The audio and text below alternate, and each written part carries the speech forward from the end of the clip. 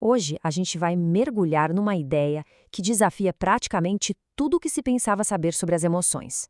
É um material baseado no trabalho revolucionário da neurocientista Lisa Feldman Barrett. A forma como a gente entende raiva, alegria, medo, pode não ser nada do que parece. Para começar, vamos com essa pergunta provocadora que vai direto ao ponto. A ciência por trás das emoções está passando por uma verdadeira revolução. Aquela visão mais tradicional está sendo virada de cabeça para baixo. Ok, para a gente entender essa nova teoria, primeiro a gente precisa desconstruir a antiga. Vamos dar uma olhada nessa crença de longa data, que é até bem intuitiva, sobre o que são as emoções. Essa é a visão clássica, sabe? A ideia de que as emoções são como um reflexo. Algo acontece no mundo, um gatilho dispara e pronto, uma emoção específica aparece, com uma expressão facial universal e uma resposta corporal única. Parece que faz sentido, né? Mas as evidências estão contando uma história um pouco diferente.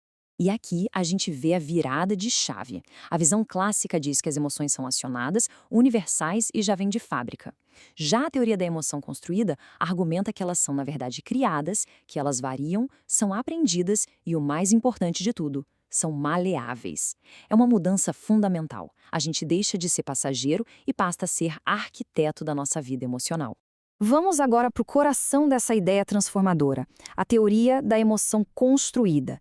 É aqui que a mágica, a verdadeira revolução acontece. Essa citação da própria Lisa Feldman Barrett resume tudo. O cérebro não está só reagindo. Ele está o tempo todo prevendo, adivinhando e principalmente construindo ativamente a nossa experiência de emoção a partir de ingredientes mais básicos. Tá, mas como é que ele faz isso? A chave para tudo isso está num processo chamado simulação. Pensa no cérebro como um cientista que nunca para, sempre criando hipóteses sobre o que as sensações do corpo e do mundo significam. E ele faz isso simulando experiências com base no que já aprendeu. Essa simulação é a base de tudo o que acontece na mente, inclusive das emoções. Para sacar como o cérebro constrói emoções, primeiro a gente precisa entender como ele constrói a própria realidade. E a resposta, olha, é bem surpreendente. Essa analogia é poderosa. O cérebro não vê, não ouve, nem sente o mundo diretamente. Ele só recebe sinais elétricos e químicos dos nossos sentidos. É como tentar entender um filme recebendo só o código binário, sem ter uma tela ou caixas de som. Essa é a grande questão, não é mesmo? Se o cérebro está só recebendo um monte de dados brutos, ambíguos, como é que ele cria a experiência rica e detalhada do nosso mundo? Este exemplo aqui mostra o processo em ação. Dá uma olhada na figura do meio. Quando a gente lê na vertical, o cérebro constrói ela como um número 13, mas na horizontal ele constrói como a letra B. O estímulo sensorial é idêntico, mas o cérebro usa o contexto, as experiências passadas com números e letras, para dar um significado diferente. Então, o pulo do gato é o seguinte: o cérebro usa conceitos para resolver essa ambiguidade. Conceitos são as nossas ferramentas mentais, construídas a partir de uma vida inteira de experiências que nos permitem categorizar o mundo e prever o que fazer em seguida. E agora, bora conectar tudo isso de volta para as emoções. Se o cérebro usa conceitos para construir o que a gente vê, ele faz exatamente a mesma coisa para construir o que a gente sente. Um coração acelerado por si só não é ansiedade nem empolgação, é só uma sensação física. É o conceito de emoção que o cérebro aplica, com base no contexto que transforma essa sensação numa experiência emocional específica. O mesmo coração batendo forte pode ser construído como medo num beco escuro ou como alegria numa montanha russa. Essa analogia do muffin e do cupcake é perfeita. Em termos químicos, eles são quase idênticos, mas a gente aplica conceitos diferentes para eles. Um é café da manhã, o outro é sobremesa. É o conceito, essa ferramenta cultural, que dá funções e significados diferentes.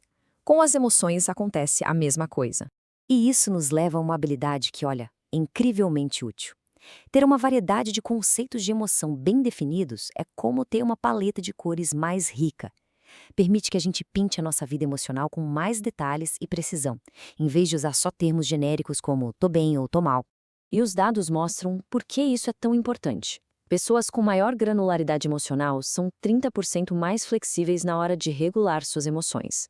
Em vez de se sentirem simplesmente péssimas, elas conseguem identificar se estão se sentindo desapontadas, frustradas ou angustiadas, e isso permite agir de uma forma muito mais eficaz. Os benefícios são bem concretos, coisas que afetam a vida real. Uma granularidade emocional maior está associada a melhores resultados sociais, de saúde e de bem-estar. Basicamente, quanto melhor for o vocabulário emocional, melhor a capacidade de gerenciar a própria vida. E aí a gente chega à conclusão poderosa dessa nova ciência. Isso aqui não é só uma teoria acadêmica, não. É algo que nos dá um poder e uma responsabilidade imensos. A principal mensagem é esta: nós não somos vítimas passivas das nossas emoções, somos participantes ativos na criação delas. Isso não quer dizer que a emoção não seja real, claro que é muito real, mas significa que a gente tem mais poder nesse processo do que a visão clássica nos fez acreditar. E essa citação final amarra tudo perfeitamente.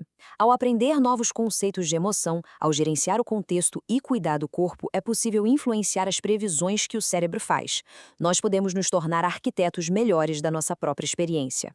E a gente termina com essa pergunta para reflexão. Entender que as emoções são construídas e não acionadas abre um mundo de possibilidades para o autoconhecimento e para o crescimento pessoal. O que a gente vai fazer com esse conhecimento? A escolha é nossa.